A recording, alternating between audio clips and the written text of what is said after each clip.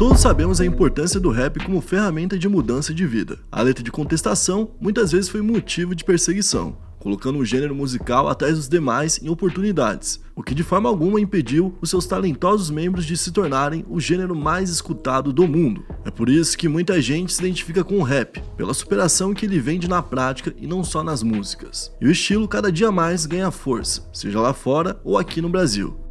Desde a década de 70, vários artistas se dedicaram a essa vertente do hip hop, principalmente nos Estados Unidos, mas ela surgiu bem antes em solo jamaicano. Ficou curioso? Então fica com a gente porque no vídeo de hoje vamos te falar como surgiu o rap. E aí pessoal, beleza? Meu nome é Bruno Fabio, esse daqui é o Planeta Novo e se você ainda não é um inscrito do canal, vai se inscrever agora e deixar o seu like pra ajudar a gente. No vídeo de hoje a gente vai falar sobre o surgimento do rap e hoje, é um tema que a gente curte bastante aqui no canal, né? E hoje eu tenho a presença de Digo Blackson, que tá aqui por trás das câmeras e que vai falar com a gente durante o vídeo e que vai deixar a meta de likes pra esse vídeo de hoje. E a meta de like hoje eu quero 12.877. 12.877 likes, pô, isso aqui pra tem que bater, hein, galera? 24 horas. Isso. 24 horas dá? 24 horas. Pelo rap aí, pessoal. Pessoal que curte rap no canal, que quer ver mais vídeos no canal aqui sobre rap. Isso mesmo. Então, bate aí essa meta pra ajudar a gente, beleza? O rap hoje em dia é muito comercializado lá nos Estados Unidos e no mundo todo, né? E então ele sofreu muitas interferências externas, de fora da cultura do hip hop. Mas como um gênero original ali do hip hop, a gente tem que voltar lá atrás, muito lá atrás, em 1970, quando os jamaicanos, nas ruas de Nova York, faziam as primeiras festas do que ficou conhecido depois como rap. No início era bem diferente do que a gente conhece hoje, mas também era bem parecido se você parar pra pensar. Tinha um MC, que é o mestre de cerimônia, e que esse nome tem muito mais sentido com o que era na época do que é hoje, né? Que subia no palco junto com um DJ e animava a multidão. Basicamente eles gritavam coisas como digam hey, aí falava o nome agora do baile, gritando. tá ligado? Exatamente isso que a gente vê como estereótipo e que o Chris... Todo mundo e o Chris é muito bom, né? Porque ele explica muita coisa daquela época de uma forma bem humorada e você consegue entender. Então a origem do rap vem da Jamaica, não dos Estados Unidos, e mais ou menos ali da década de 60, um pouco antes desses primeiros bailes que rolaram lá na década de 70 nos Estados Unidos. Isso foi quando surgiram os sistemas de som. Esses sistemas de som eram basicamente essas caixas junto ali com esse mixador às vezes, né? Que eram colocadas nas ruas dos guetos jamaicanos ali, né? Que ficavam, por exemplo, em Kingston, que durante um tempo foi o local mais perigoso do mundo. Então eles também tinham muita coisa para poder falar em cima ali do beat, em cima da música. E nesses bailes que aconteciam lá na Jamaica, tinham os toasters, que eram também chamados de mestres. Eles basicamente faziam a mesma coisa, só que em cima de beats de DJs de reggae, já que não existia rap até então. E durante a fala deles, é normal você ver ali assuntos como violência das favelas de Kingston e a situação política da região. Vai lembrar que nessa época aqui, cara, a Jamaica estava vivendo uma crise política muito grande, tanto é que o Bob Marley, que era um pacificador, que queria acabar com essa guerra que estava acontecendo por lá, né, foi um alvo nessa época, né, ele chegou a ser baleado por ir contra a violência que estava acontecendo. Por sua vez, essa cultura dos toasters também não é novidade. Antes disso, lá na África Ocidental, tínhamos os griots, que eram os homens, e tínhamos as griotes, que eram as mulheres. Ambos repassavam ali parte da sua cultura, crença e aprendizado, isso aí desde, por exemplo, quais plantas são melhores para quais tipos de problemas que a gente pode ter de saúde, ou então realmente a história do país, ou a história do local que eles viviam, todo tipo de conhecimento era repassado em cima do barulho de um tambor. Esse tambor normalmente ficava ali num loop. A pessoa fazia o mesmo barulho do tambor e os griots ou as griotes podiam ser tanto cantores quanto contadores de história. Então tinha essas duas versões. Inclusive os países que formam a África Ocidental são Benin, Burkina Faso, Cabo Verde, Costa do Marfim, Gâmbia, Gana, Guiné, Guiné-Bissau, Libéria, Mali, Mauritânia, Níger, Nigéria, Senegal, Serra Leoa e Togo. E em todos eles você encontra pelo menos em algum local em uma região referência desse tipo de cerimônia. Inclusive os afro-jamaicanos, ou seja, as pessoas da Jamaica que têm descendência da África, vieram dessa parte da África. Então faz total sentido, né? Vale ressaltar também que os primeiros africanos foram levados por portugueses e espanhóis para lá, para Jamaica, né? E quase 2 séculos depois, os ingleses tomaram o local e com isso muitos negros fugiram para as montanhas e construíram locais que eram parecidos com os quilombos que tínhamos no Brasil, que era um local de resistência contra a escravidão. Então nesse momento que eles foram para esse local, a cultura se manteve muito viva por lá e por isso que eles conseguiram chegar já no século XX ainda fazendo coisas parecidas com o passado. Já no início da década de 70, 70, muitos jovens jamaicanos foram obrigados a emigrar lá para os Estados Unidos ou para outros países devido a uma crise econômica e social que estava acontecendo ali na ilha da Jamaica. Vai lembrar que a Jamaica fica ali no Caribe e quase todo o Caribe naquela época estava passando por uma pobreza muito forte. Tanto é que depois da Segunda Guerra Mundial, os países europeus, principalmente, sofreram uma baixa muito grande de soldados, de pessoas, de pessoas de uma forma geral, e precisavam de pessoas para voltar a ter mão de obra e para voltar também a crescer como país. Na época, o Reino Unido, em 1948, 3 anos após o fim da Segunda Guerra Mundial, criou uma lei de incentivo para as pessoas do Caribe irem morar lá no Reino Unido e começarem então a ajudar o país a se reerguer. No mínimo 70 mil pessoas foram para lá nessa época e inclusive receberam um nome, que era a Geração Windrush. Inclusive, cara, dessa época aqui tem muita gente hoje importante lá, muitos ídolos nos esportes, na atuação e tudo mais, que são britânicos hoje, né? E que são netos de caribenhos que vieram nessa época. Como, por exemplo, o piloto de Fórmula 1, o Lewis Hamilton, que é neto de imigrantes que vieram de Granada, lá na Geração Windrush. Nossa, que doido, mano. Então, você vê, né? Tipo, rendeu ótimos frutos, né? Bom, então no Caribe a população já tinha a cultura, né, de acabar indo embora num momento ou outro. Então, nos anos 70, uma boa parte da população escolheu ir para os Estados Unidos. E um jamaicano especial, que era o DJ Kool Herc, introduziu em Nova York a tradição dos sistemas de som, que era esse sistema que a gente tava falando. E foi ele mesmo que fez, cara, tanto que ele é acreditado como o pai do hip hop, ou um dos pais do hip hop.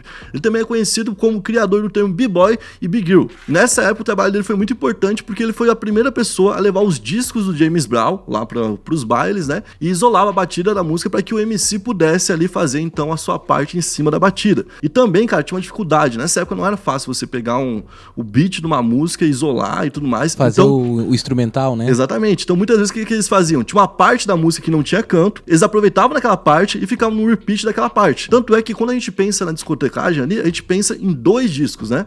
Que é pro cara tá já naquela parte, depois jogar pro outro disco que já tá naquela parte e depois voltar pra parte que era pra estar, entendeu? Então ele fazia esse trabalho e no meio desse trabalho ele fazia o break, que era discotecar, que a gente vê também no Todo Mundo e o Chris quando ele quer ser DJ, né? Bom, e foi daí, do break, que ele começou a fazer, que surgiu o breaking, que é um dos pilares do hip hop, né? Que são os B-Boys e as Big Girl. Uma outra verificação de que ele é um dos pais do hip hop é que a Nação Zulu Universal, que é uma organização que basicamente cuida da história do rap, que conta a história do rap, que foi fundada pelo Afrika Bambaataa, que também é um dos pais do hip hop, já nos anos 70 falava sobre ele, falava dele como um dos pilares da cultura. Assim como alguns artistas aqui do Brasil acreditam o Taíde, né? Exatamente. Inclusive, cara, tem uma festa em especial que foi dada por ele, pelo DJ Kool Herc, em parceria com a irmã dele, a Cindy Campbell. Ele também tem o sobrenome Campbell. Esse Kool Herc é um apelido que ele começou a utilizar. Olha que doideira. Ele começou a utilizar por quê? Porque ele era de um grupo de grafiteiros e esses grafiteiros, cada um tinha um apelido. Então ele foi usar um apelido. Ele já tinha ganhado um apelido, porque ele era alto e forte, então chamavam ele de Hércules.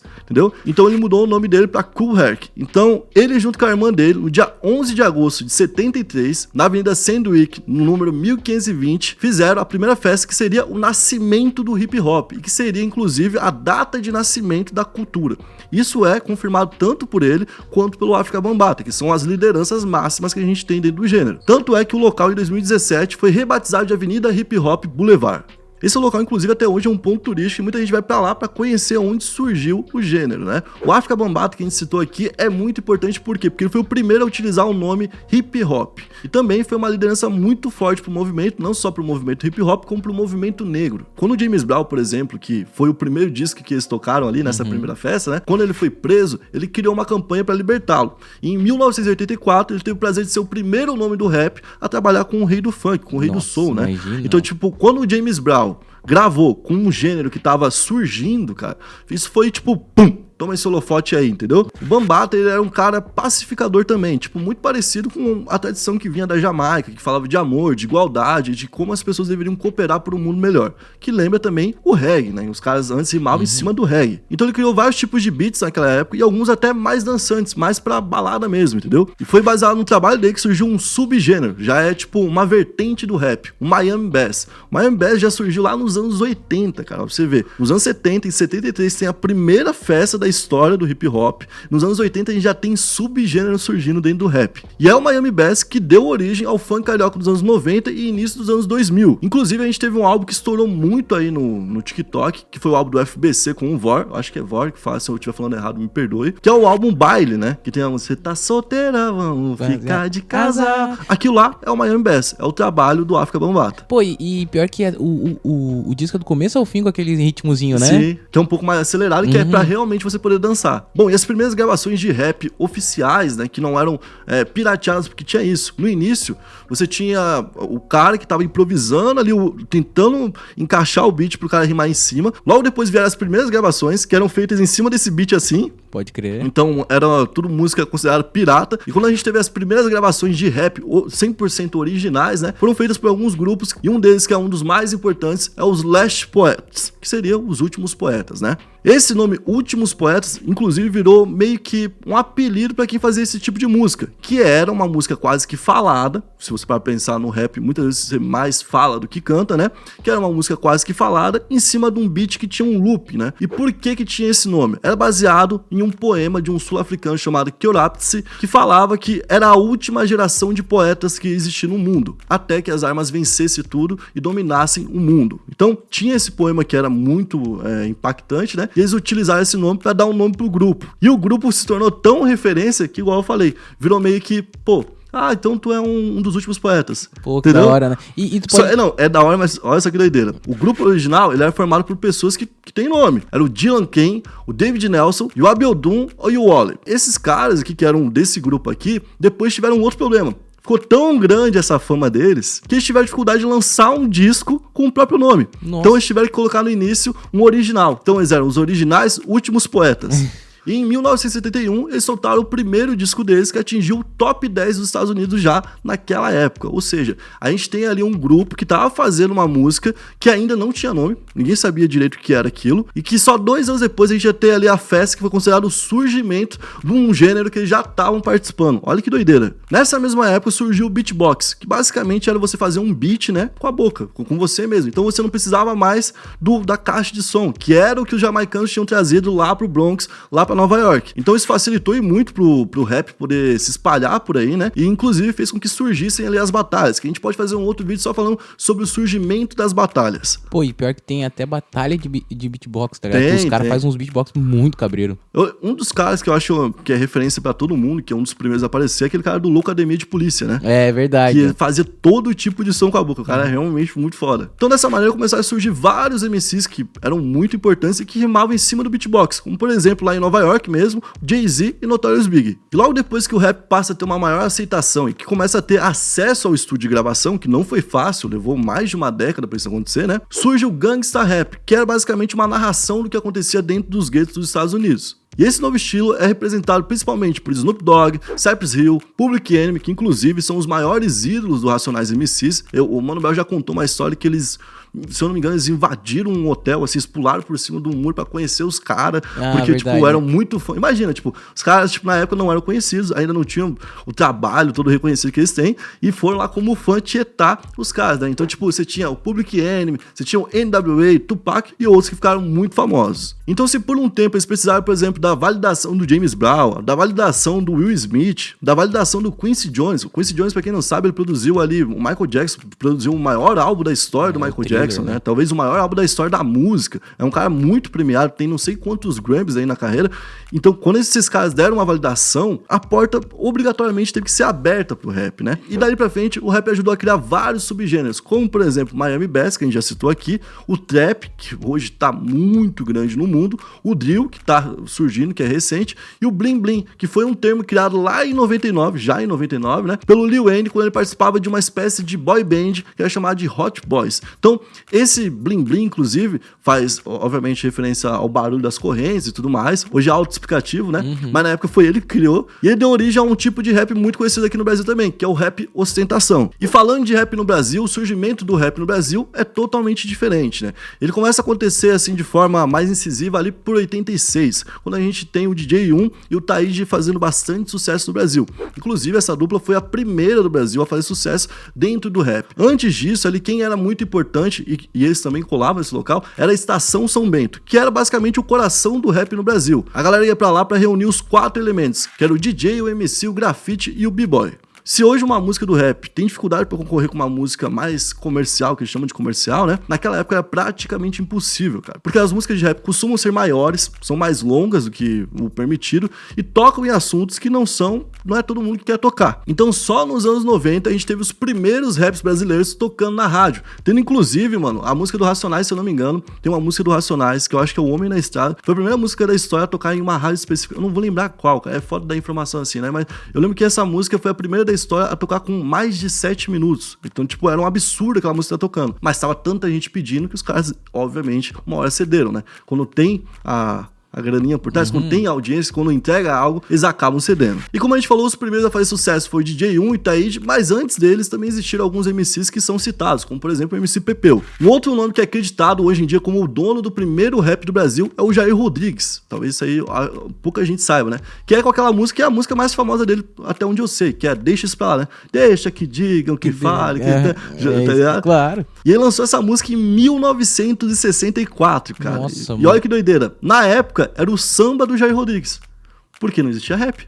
Ah, pode Só crer. foi virar rap lá nos anos 90, quando começaram a estudar a cultura e ir atrás pra ver, ué, onde surgiu esse movimento que a gente tá fazendo parte, né? E daí pra frente vieram grandes nomes como Racionais MCs, que revolucionaram demais toda a cena do Brasil, inclusive abrindo espaço pra fazer show onde antes não fazia, né? Os caras venderam literalmente mais de 1 milhão de cópias de um disco, de mão em mão praticamente, né? Nas ruas. Que a gente fala, né? Em boca, né? Em boca, porque não tava nas lojas americanas, porque não tava nessas internet, lojas. não tinha nada. Não, a internet nem existia nessa época. Então, tipo, você não tinha como vender porque não tava tocando na rádio, igual a gente falou, a porta era fechada na rádio, não ia pra televisão, não ia pra nenhum lugar desse e tinha que ser conhecido por quem? Pelo povo. O povo, então, abraçou as letras do Racionais, e não só Racionais, como, por exemplo, Planet Ramp, Pavilhão 9, Detentos do Rap, X, Gabriel Pensador, 509E, A Família, Alcuba, SNJ, Facção Central, N de Naldinho. Cara, muita gente, MV Bill, né? Muita gente muito importante pra história do nosso rap nacional. Então, assim, a gente consegue ver claramente por que o rap, apesar de não ter tido apoio, apesar de não ter tido investimento, apesar de ter várias portas fechadas, apesar de ter tido violência pra que acabasse de vez qualquer tipo de festa que tivesse tocando rap, conseguiu sobreviver e conseguiu se popularizar, né, cara? Por conta de ser uma cultura muito além da música. Não é só uma música que você vai pra ouvir porque você curte a batida e tudo mais. Pode ser isso. Você pode curtir um rap simplesmente porque ele é bom e porque eu não quero saber da letra agora. Ele eu te quero passa só uma vibe boa. Só quero curtir, foda-se, entendeu? Pode ser. Mas o rap sempre foi muito mais do que isso. O rap é uma cultura geral. Igual a gente falou, cara, quando os jamaicanos fugiram lá pras montanhas pra se esconder, eles mantiveram a cultura deles viva, né? A cultura de passar pra frente os ensinamentos que eles tinham recebido de alguém mais velho antes. Pô, e isso eu acho muito da hora porque realmente, tipo, tem várias músicas que até a galera pode confirmar que, tipo, tu escuta. Tu não vive a vida do cara, mas tu escutando, tu vê o que o cara passou e tu já começa a ver a tua vida naquela letra, tá ligado? Fora que quantas músicas do Racionais, por exemplo, que é o grupo mais popular aqui do Brasil, que ajudaram pessoas a não cair no crime, mano. Mano. Tá ligado? Quantas músicas que a gente ouviu do Racionais onde o cara contava a história de alguém que foi pro crime e que no final morria. Artigo 157, não é sobre o cara ser o foda. O refrão faz o cara parecer ser foda. Hoje eu sou ladrão. Só que, tipo assim, essa sensação de ser foda é totalmente destruída no final da música. Quando o cara morre abraçado com um malote. Olha só, tipo, o cara morreu abraçado. O que ele queria? Ele queria um malote de dinheiro, né? Mas o que adiantou? Ele morreu abraçado com um malote. E ele ainda fala, né? Quem que vai contar pra mãe no final, tá ligado? Então, tipo assim, foda, pra fazer você realmente pensar. Se você tava pensando em fazer um assalto, você ouviu aquela música, provavelmente você vai pensar, caralho, isso aconteceu comigo. Quem que vai falar pra minha mãe? Quem que vai contar que eu tava fazendo algo errado, tá né? ligado? Então, enfim, obviamente isso aqui não resume tudo que foi a história do rap, isso aqui também não resume como foi todo o surgimento ali do rap, mas a gente citou aqui vários dos nomes importantes e das datas importantes para que o rap se tornasse o que é hoje. Bom, esse foi o vídeo de hoje, se você gostou, deixe seu like, se inscreve no canal e compartilha com alguém que você acha que pode gostar desse vídeo, beleza? Tamo junto, até a próxima, valeu, é nóis!